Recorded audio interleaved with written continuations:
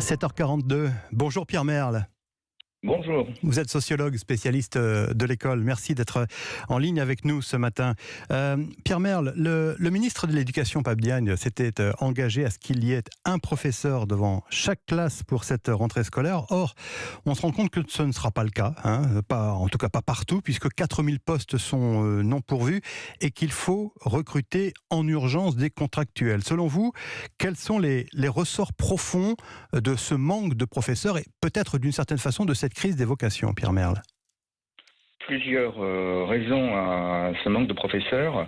La première, elle est connue et très connue de tous, c'est des rémunérations qui sont insuffisantes pour les débuts de carrière, évidemment, pour attirer les jeunes diplômés, et aussi au milieu de la carrière, après 15 ans d'ancienneté, les salaires des professeurs en France sont 20% en dessous de la moyenne européenne. La France est la deuxième puissance économique européenne. Il est assez surprenant qu'elle paye aussi mal les enseignants. Donc ce facteur de la rémunération est important. Et le deuxième facteur, il y en a même trois, le deuxième facteur est les conditions de travail qui se sont détériorées progressivement. Aujourd'hui, il y a beaucoup d'élèves dans les classes. Les programmes sont régulièrement changés, trop changés, et avant même que les professeurs puissent les maîtriser. Et puis la troisième raison tient à la réforme de la formation des maîtres. Elle a été modifiée très sensiblement et elle est devenue presque dissuasive. Pour rappel, il y a encore 2 ans, les professeurs, après leur Master 1, où ils préparaient leur concours, s'ils étaient reçus, devenaient professeurs stagiaires et étaient payés 1 500 € net par mois. Ce qui était une motivation suffisante et même importante pour passer le concours et avoir un poste. Aujourd'hui, en fait, il faut passer à un Master 2. Le concours n'est plus à la fin du Master 1, mais à la fin du Master 2.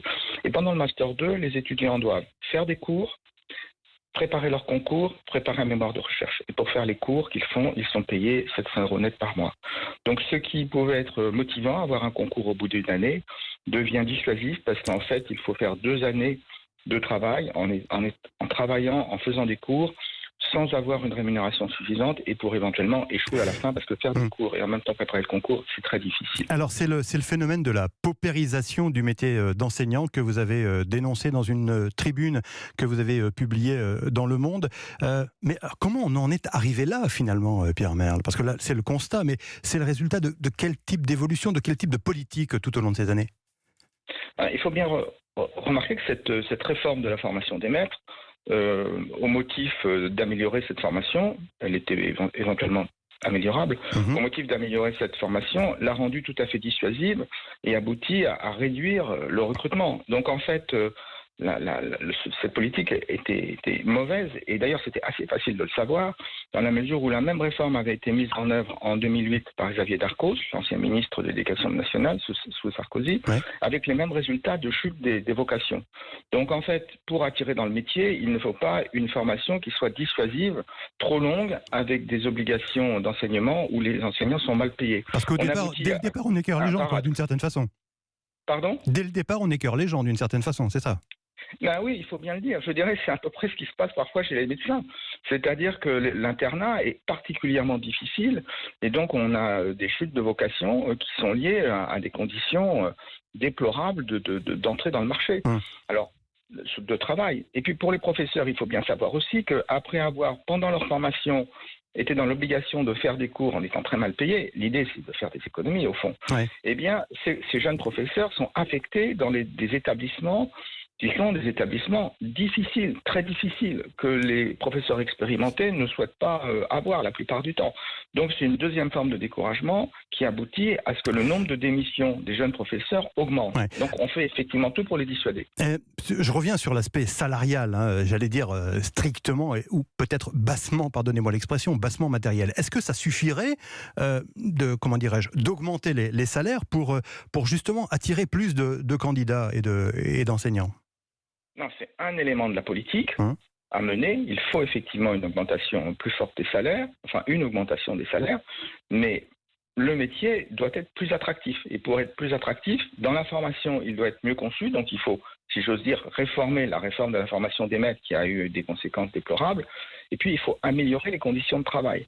Il faut améliorer les conditions de travail, notamment pour les débutants, pour qu'ils ne se retrouvent pas dans des établissements qui sont les établissements les plus difficiles.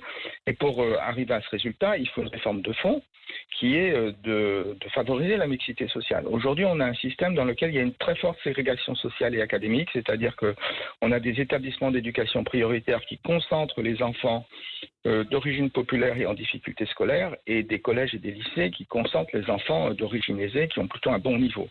Et en fait, on voit bien que cet apartheid scolaire, comme ont pu le dire certains sociologues, a des effets désastreux pour les élèves eux-mêmes, parce que quand on est dans des lycées, des collèges ou des écoles qui sont difficiles, eh bien c'est plus difficile de progresser.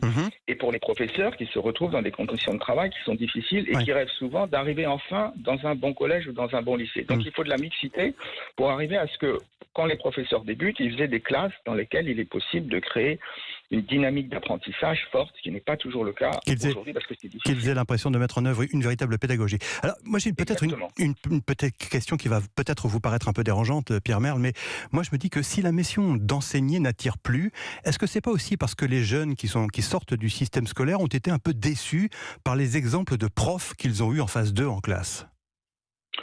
Je crois que tous les élèves ont des souvenirs de professeurs décevants. Mais je crois qu'ils ont tous eu des souvenirs de professeurs qui les ont enthousiasmés. Et si, jusqu'à ces dernières années, il y avait beaucoup de candidats pour devenir professeurs, c'est bien parce que ces élèves avaient rencontré des professeurs qui les avaient enthousiasmés. Des profs inspirants, comme on dit. Des profs inspirants. Pour avoir étudié un petit peu les raisons des vocations, je peux vous dire que 90% des professeurs vous disent, de ceux qui veulent devenir professeurs, moi j'ai eu un professeur de philo formidable, un professeur de mathématiques formidable, etc., etc. Donc ce sont des exemples qui motivent, mais si vous voulez, entre le modèle que l'on veut atteindre et puis les réalités concrètes, c'est-à-dire arriver en deuxième année de Master 2, devoir suivre une formation dans un centre de formation, avoir des cours qui se retrouvent à 50 km alors qu'on n'a pas de voiture, éventuellement avoir un double logement, avoir une rémunération de 700 € par mois, ça décourage. Ce n'est pas possible. Mais bien sûr, ça décourage. Donc cette réforme a découragé les vocations et il faut arriver à une réforme. Je ne suis pas contre le principe d'une réforme de la formation des maîtres, elle est loin d'être parfaite, mais il faut faire une réforme qui attire les jeunes professeurs, les jeunes étudiants, les meilleurs, et qui les dissuade pas. Et pour faire ce type de réforme, il faut discuter avec ceux qui s'occupent de la formation des maîtres, et pas faire une réforme au sommet en se disant on va économiser 20 000 postes de fonctionnaires. Merci Pierre Merle, merci d'avoir été en direct avec nous. Je rappelle que vous êtes sociologue spécialiste de l'école et je renvoie à votre dernier ouvrage, Parlons école en 30 questions, publié aux éditions Doc en Poche. Merci, bonne journée.